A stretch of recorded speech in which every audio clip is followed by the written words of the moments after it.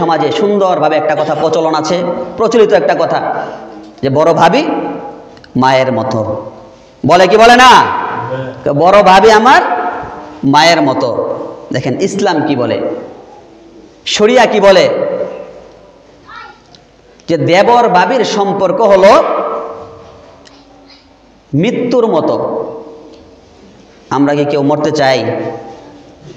কথা বলেন না, মরতে চাই কেউ? 80 বছর বয়স হয়ে গেলেও 2 কাঠা জমি কেমনে কিনবো এই চেষ্টা আমরা ফিকে করি, তাই না? 80 বছর বয়স হয়ে গেছে, তাও একটু জমি কিনা যায়। 80 বছর বয়স হয়ে গেছে, আর মনে 10 বছর বাঁচবো, হ্যাঁ আর কিছুদিন বাঁচবো, এরকম চিন্তা ভাবনা আমাদের প্রত্যেকের থাকে, তাই না? এই যে চিন্তা ভাবনা, আমরা কেউ মরতে চাই না। তাহলে দেবর ভাবির সম্পর্ক হলো মৃত্যু, কেউ মৃত্যু চায় না। আরেকটা সম্পর্ক হলো বিষাক্ত সাপ।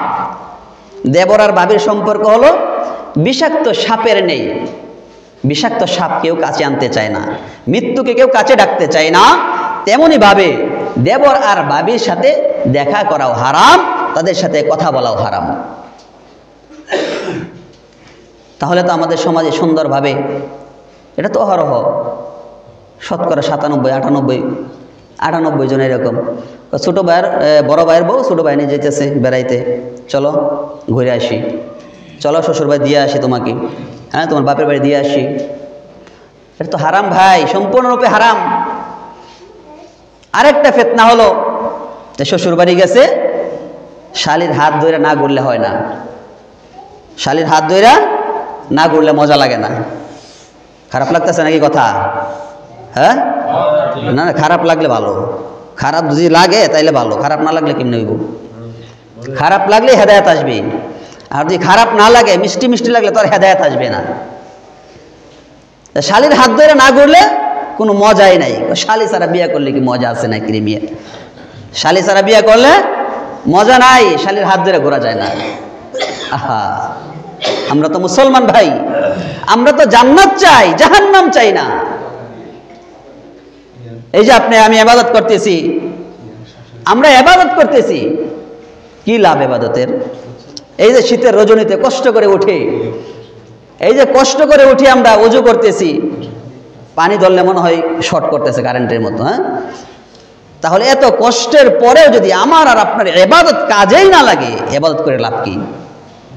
একটু গুনাহের জন্য যে আমাদের ইবাদত বন্দেগী সব নষ্ট হয়ে যায়, এত কষ্ট করে কি ফায়দা ভাই? একটু চোখের সুখ, একটু অন্তরের সুখ আর কি। হ্যাঁ, একটু অন্তরে ভাল লাগে, একটু অন্তরে ভাল লাগে একটু হাত ধরে ঘুরলে। এটাই তো পরীক্ষা, এটাই তো আল্লাহ তাআলা রাসূল বলেছেন আদ-দুনিয়া সিজনুল মুমিন ওয়া জান্নাতুল কাফির। এটা দুনিয়ার ভেতরে আল্লাহ তাআলা পরীক্ষা দিয়েছেন। মুমিন আর কাফেরের ভেতরে এতটুকুন পার্থক্য করতে হবে যে আমি মুমিন, আল্লাহ তাআলা যে হুকুমগুলো আমার উপর, যে আদেশগুলো দিয়েছেন, সেই আদেশগুলো আমাকে পালন করতে হবে, আর যে নিষেধাজ্ঞা আমাকে দিয়েছেন এই নিষেধাজ্ঞা মেনে চলতে হবে। এটার নামই হলো মুমিন, এটার নামই হলো ঈমান।